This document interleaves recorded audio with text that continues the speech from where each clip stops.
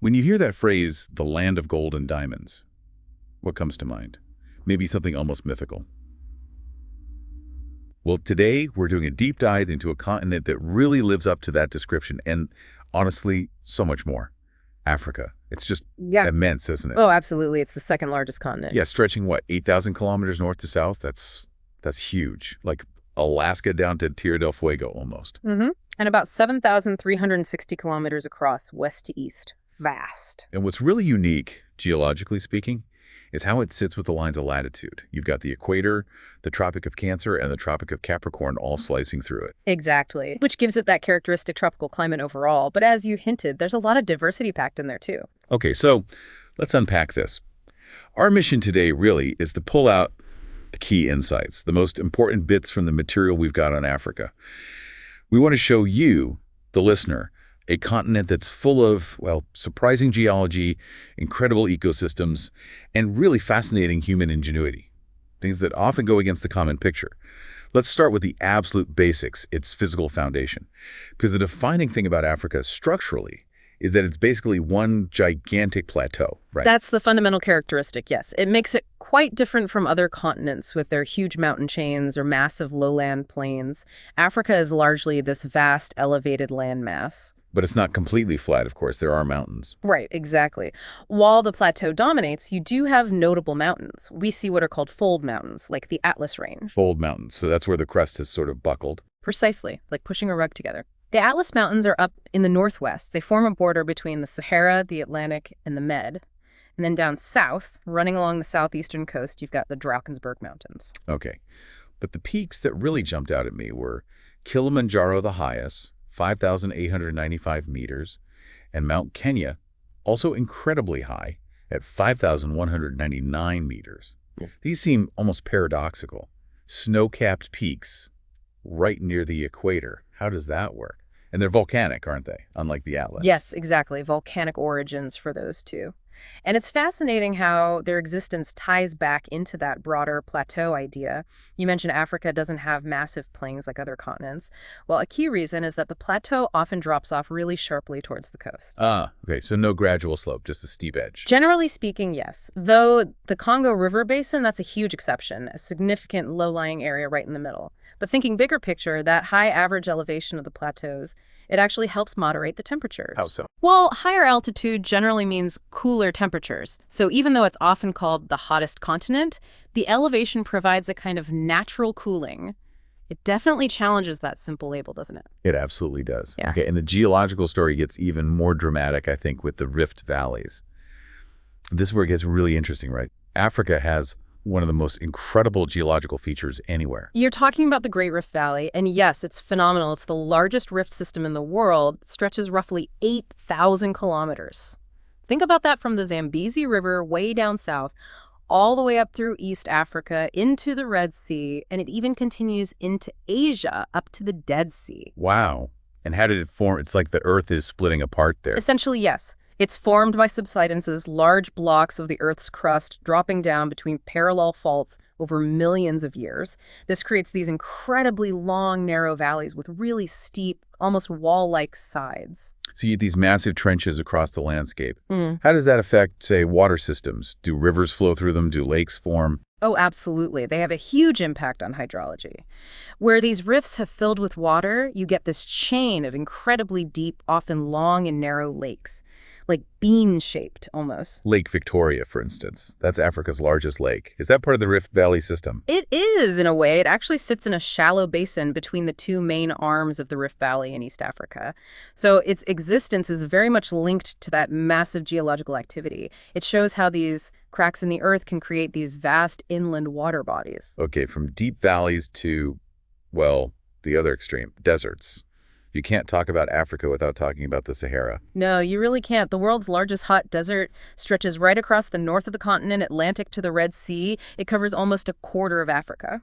It's hard to even picture that scale. I read that dust storms from the Sahara can actually be seen from space. They can, yes. Huge plumes of dust traveling vast distances. And within that immense dryness, you have the oases, these vital spots of water and shade, crucial for life and travel. And wasn't there some idea, or maybe a myth, about the Sahara once being green? Yes, there's evidence and strong theories suggesting that thousands of years ago, during different climatic periods, the Sahara was much wetter, supporting grasslands, lakes, even forests in some areas.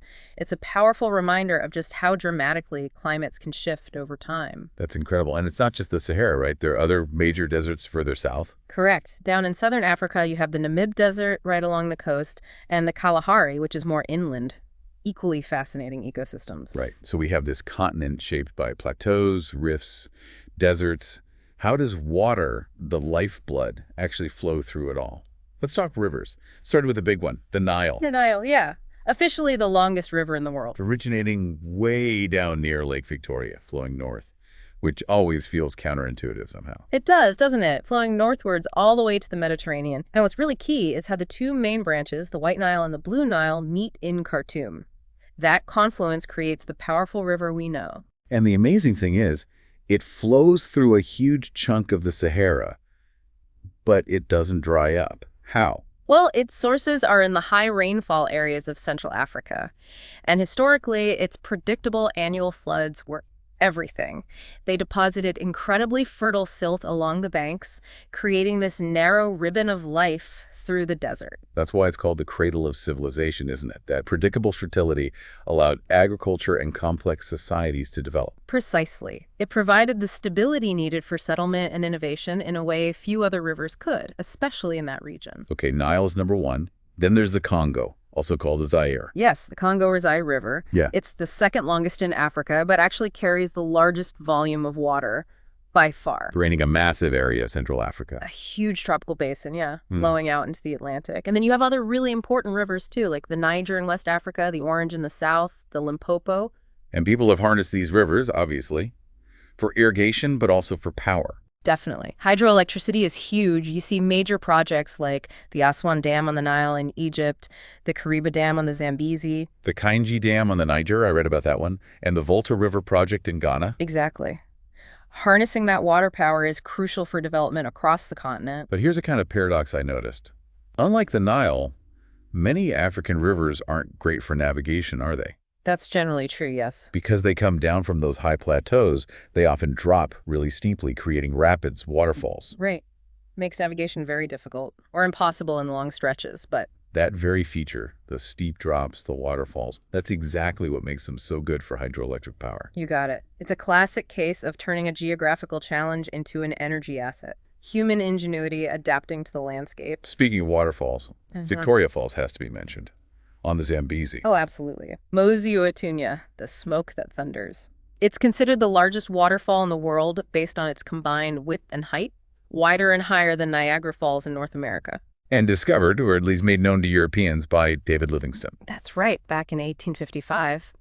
And you also have Stanley Falls on the Congo River, another major series of rapids and falls. And just to round off the water picture, we should probably mention Lake Chad. It's interesting because it's a shallow lake fed by rivers, but it doesn't drain out to the sea. It's an area of inland drainage. Fascinating. Okay, let's shift gears slightly. From the physical landscape and water to the life it supports, the biodiversity. Forests, I read, cover about a fifth of the continent. Roughly, yes. And the dominant type, especially around the equator, is the equatorial rainforest. Dense, humid, incredibly rich in life. Home to valuable trees like mahogany, rosewood. Yeah. What else? Kapok, rubber trees. Exactly. And you also find various palm trees, date palms, especially important in drier regions, oil palms, coconut palms. Date palms have commercial significance too, right? Very much so, a vital food source. And speaking of commercial products from plants, cocoa, think about where chocolate comes from. Right, West Africa mainly, Ghana, Ivory Coast. Nigeria, Liberia too. Major cocoa growing regions. And here's a fun fact for you. Think about Coca-Cola. Okay, connection to Africa. Cola nuts. Native to African rainforests. Their extracts, containing caffeine, were originally one of the key ingredients, mixed with coca leaf extracts back in the 1880s by John Pemberton in Atlanta. No way. So Africa gave us the cola in Coca-Cola. Indirectly, yes. Pretty amazing historical link there. That is amazing. Okay, beyond the dense forests, you get the grasslands, the savannas, that iconic African landscape. That's right. The tropical grasslands lying generally north and south of the equatorial forest belt. Famous for elephant grass. That stuff grows incredibly tall. It can, yes. up to 3 or 4 meters in places, really tall, dense grasses during the wet season. In these savannas, they're teeming with wildlife, right? That's the picture many people have. Absolutely. It's a classic ecosystem. You have a huge variety of herbivores, deer, giraffes, zebras, buffaloes, elephants, just vast herds. Which naturally means You get the predators that feed on them, lions, leopards, hyenas, wild dogs, a complete complex food web. now, historically, hunting and poaching have been serious issues for these animals. They have been and continue to be a challenge in many areas, but there's also been a significant move towards conservation. Many governments have established large wildlife sanctuaries and national parks, sometimes called safari parks. To protect the animals, but also for tourism? Both, yes. Protecting biodiversity and generating income through responsible tourism. It's a balancing act. And just quickly, a couple of unique desert animals we should mention. The camel, obviously. The ship of the desert, indispensable for crossing places like the Sahara. And the ostrich, found in the Kalahari. Yes, the world's largest bird, flightless, perfectly adapted to those arid southern African environments. Okay, so we've got this incredible state, the geology, the climate, the ecosystems. What about the human element? The people of Africa. How does the population distribution look? Well, overall, Africa is considered thinly populated compared to its vast size. But the population isn't evenly spread, of course. You find denser populations along some coastal plains, in areas rich in mineral resources mining areas, and along the Mediterranean coast and the Gulf of Guinea coast in West Africa. And the diversity of people is just staggering, something like 2,000 different tribes. Around that number, yes. An incredible tapestry of cultures, languages, and traditions, each adapted to their specific environment in fascinating ways. Can you give us a few examples? Sure. You have groups like the Pygmies in the Congo rainforest, traditionally forest dwellers, the Bushmen, or sand people of the Kalahari, known for their hunter-gatherer skills. Then you have pastoralist groups like the Tutsis in Central Africa, known for cattle rearing, and the various nomadic groups who traverse the Sahara, the Moors, the Bedouins, the Tuaregs, master navigators of the desert, often using camels, shows incredible resilience. And this cultural richness comes through in art and crafts, too, doesn't it? Yeah. Jewelry, fabrics, sculptures. Absolutely. Intricate beadwork, vibrant textiles like kente cloth, powerful wooden masks and sculptures, detailed basket weaving, a huge artistic heritage. And some specific tribal connections are interesting, too, like the Kalenjin people in Kenya being famous for producing elite marathon runners. Yes, that's a well-known phenomenon. And the Maasai people of Kenya and Tanzania, famous for their distinct culture, their music, their warrior traditions. What about languages? If there are 2,000 tribes, the linguistic diversity must be immense. It is. Estimates suggest around 2,000 distinct languages or dialects spoken across the continent. Swahili, which is a Bantu language with Arabic influences, is widely spoken as a lingua franca in East Africa. Arabic is dominant in the north. And colonial languages like English and French are also very widespread official languages. And South Africa alone has how many official languages? 11, reflecting its own complex cultural history. And religion? The major religions are Christianity and Islam, which are very widespread across large parts of the continent. But traditional African religions, often categorized under animism, which involves a deep connection to nature, sometimes seeing divinity in natural elements, are also still very important and often coexist or blend with the major faiths. That connection to the land runs deep. Okay, this brings us to something really contemporary and, frankly, inspiring. An example of modern innovation making a difference. You told me about Dr. William Cherniak from Canada working in Uganda. Yes, and this invention called the butterfly IQ. It's a fantastic example of leapfrog technology. Yes, what is it? It's basically a handheld ultrasound scanner. It's battery-powered, uses a microchip, and it's about the size of a stethoscope head. Wow, that portable. Exactly. You plug it into an iPhone and it gives you immediate, clear ultrasound images, chest scans, lung scans, other diagnostics. And the significance? It costs around $2,000, which is a tiny fraction of a traditional ultrasound machine, let alone an X-ray machine.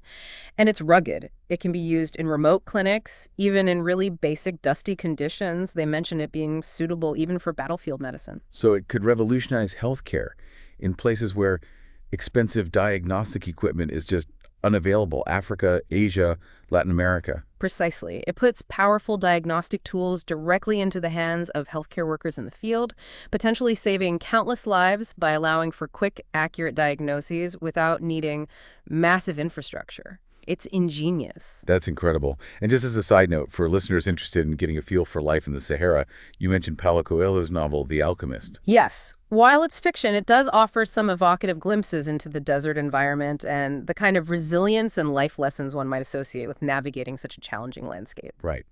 Okay, let's circle back to the resources that give Africa that nickname, its economic potential, the land of gold and diamonds. It's called that for very concrete reasons. The continent holds a huge proportion of the world's reserves of key minerals.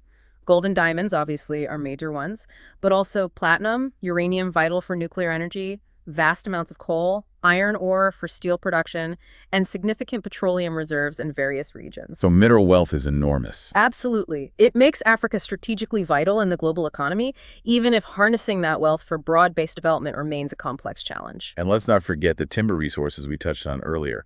Ebony, mahogany, rosewood, mangroves, teak, oak.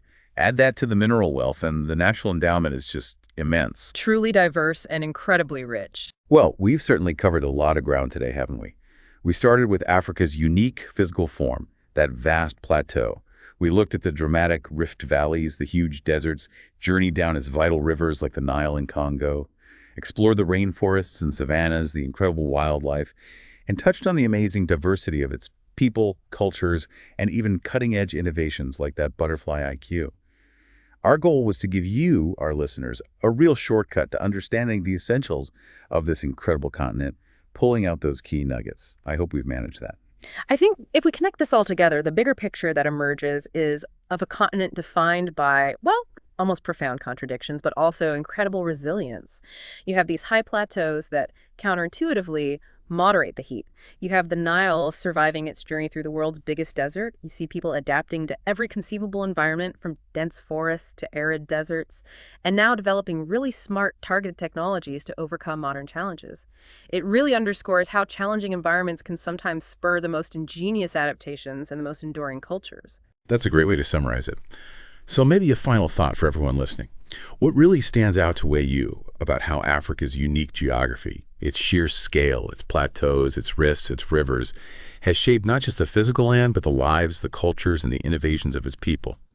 Perhaps Africa's story isn't just about resources or landscapes, but it's a powerful testament to the sheer force of life and human ingenuity thriving against and working with some of nature's grandest and most challenging designs.